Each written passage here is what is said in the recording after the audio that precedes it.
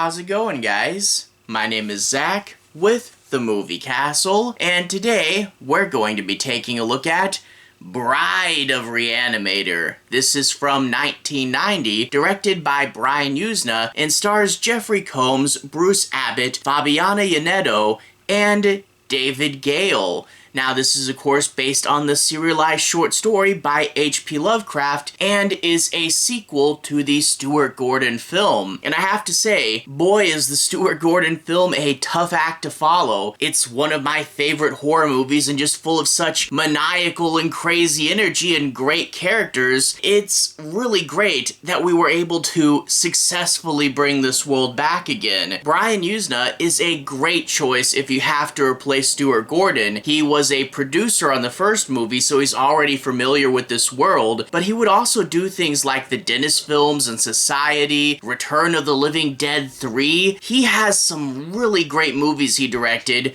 known for surrealism and gore, so naturally he's a great fit with his directing style for the world of Re-Animator. And plus, getting all those original actors back, Dr. Hill gets to be a maniacal severed head from the very beginning, and the whole relationship between West pulling Dan into further and further maniacal situations. And honestly, Jeffrey Combs is just so good that the moment he steps on screen, you feel like you're back in the world of Re-Animator instantly.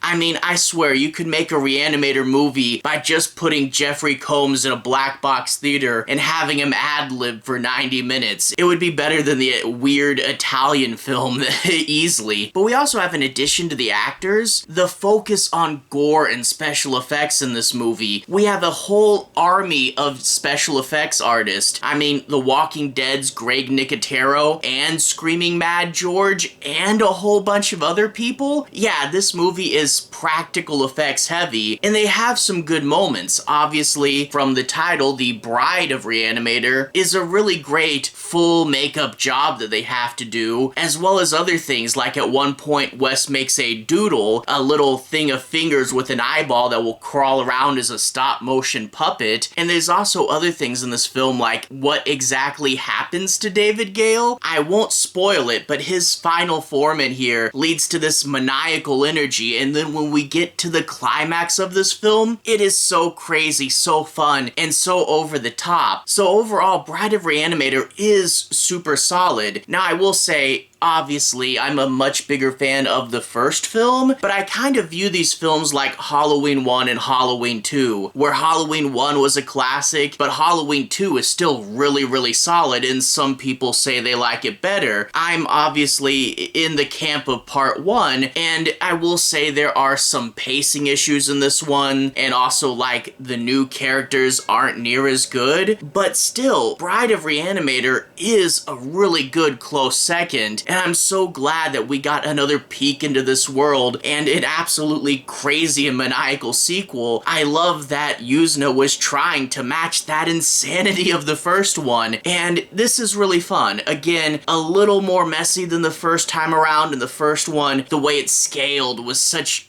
classic stuff.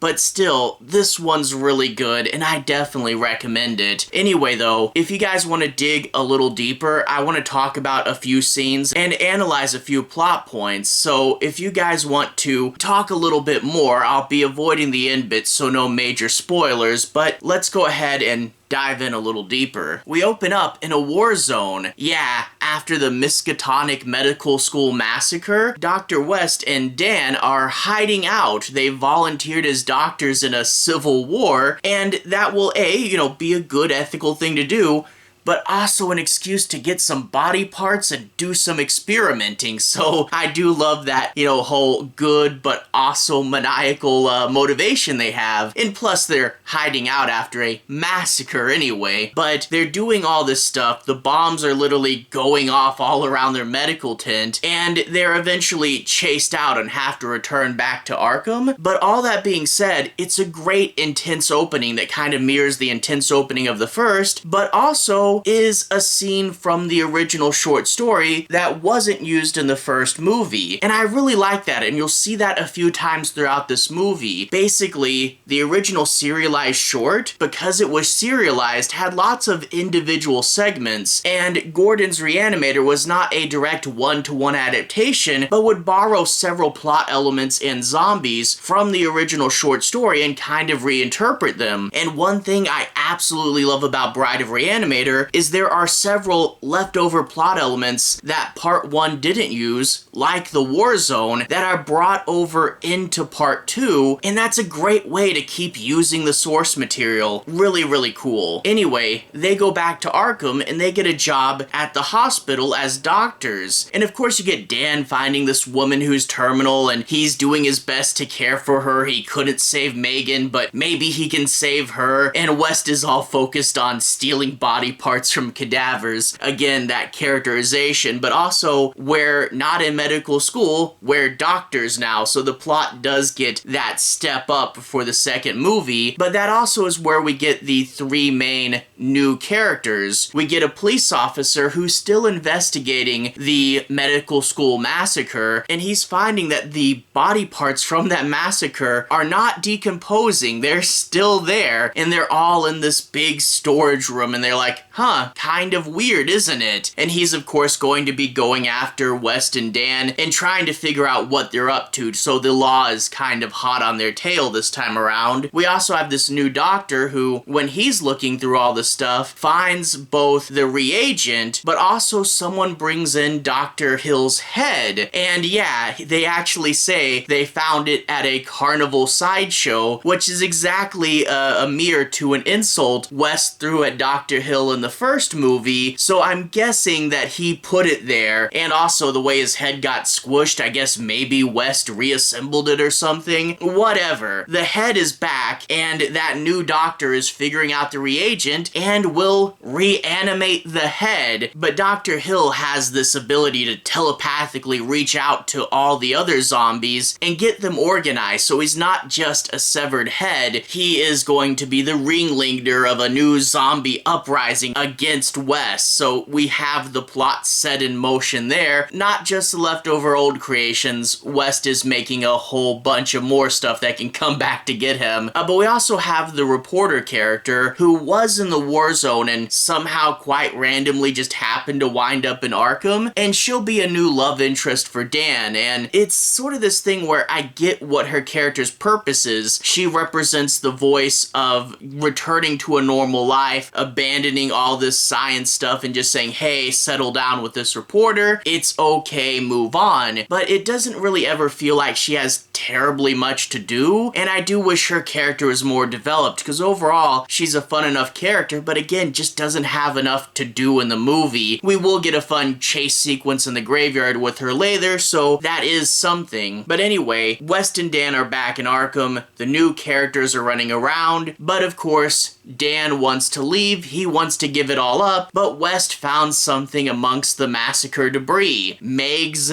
severed heart. Yeah, West, you're going to be quite diabolical, aren't you? West, in the last movie, started experimenting with individual parts, and through his experiments with Dr. Hill, knew that consciousness existed throughout the whole body. So what if he decided to put together his own creation, steal several body parts, sew them into the bride, and at the very center, Meg's heart? How about we give it a chance to beat one more time, Dan? How about we bring Meg back to life? Ah, dang it, West, you're so manipulative.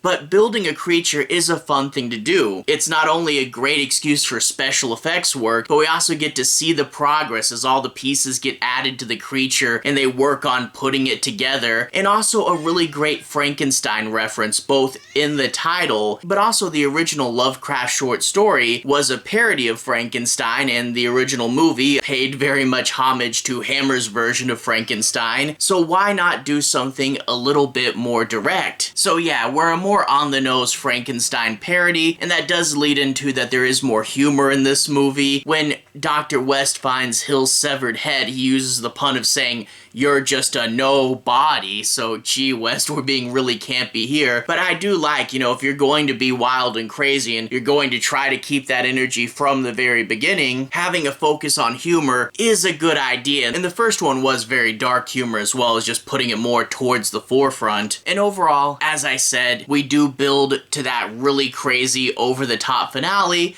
but I don't want to spoil too much. Basically, Bride of Re-Animator is a very, very noble effort to try to recapture the first one. And even though the new characters aren't as great, and even though there are some pacing issues, I mean, trying to start off from where the first one ended and keep it going that crazy for so long, yeah, naturally there's going to be some pacing issues, but it still came out really, really good. I'm still a bigger fan of the first, but if you like the second one better, I totally get it. And I love that bombastic energy, and it's a really great entry in Yuzna's portfolio. Definitely a really, really cool movie. Anyway, to everyone who's watched so far, thank you for watching. To everyone who's liked and subscribed, thank you. You really are helping the channel out. I'll leave a relevant playlist on the bottom. This should be my Re-Animator playlist. You can see my reviews for things like the first movie, the comic book crossover where they met Hack Slash, which is canon to this, and also things like the Italian movie or Re-Animator Academy. Anyway, have a good day. I'll see you guys again very, very soon. Relevant playlist here. Have a good day now.